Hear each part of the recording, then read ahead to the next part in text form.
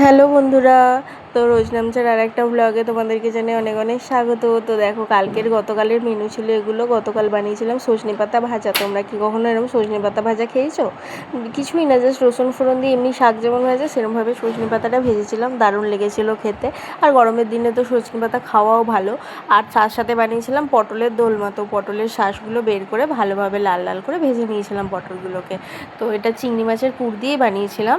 তো তারপরে পুরটা বানানোর জন্য তেলের মধ্যে আদা রসুন বাটা আর দিয়ে দিয়েছিলাম পেঁয়াজ বাটাও দিয়েছিলাম, আর তার সাথে পটলের যে শাঁসটা ছিল ওটাও পেস্ট করে দিয়ে নুন হলুদ দিয়ে ভালো করে নাড়িয়ে তারপরে দিয়ে দিয়েছিলাম চিংড়ি মাছগুলো। এগুলো একটু বড় চিংড়ি ছিল বলে আমি খুন্তি দিয়ে ভেঙে ভেঙে দিচ্ছিলাম। আর তারপর পুরটাকে টাইট করার জন্য দিয়ে দিয়েছিলাম একটু ছাতু। তারপরে দেখো, আর বানিয়েছিলাম চিংড়ি মাছের রসা আলু দিয়ে। সবসময় চিংড়ি মাছের মালাইকারিই খাওয়া হয়, তো আজকে ভাবলাম যে না, গতকাল ভেবেছিলাম আর কি যে না, একটু আলাদা কিছু করি। তো সেই জন্য আলু দিয়ে একটু রসা রসা মতো করেছিলাম। ভালোই লেগেছিলো খেতে।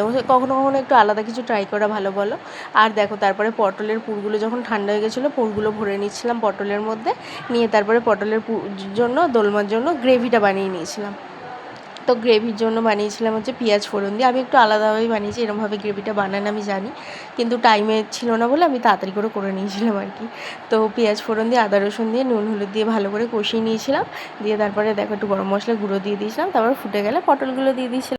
তো ভিডিওটা কেমন লাগলো বলো, ভালো লাগলে চ্যানেলটাকে সাবস্ক্রাইব করে দিও আর লাইক করে দিও।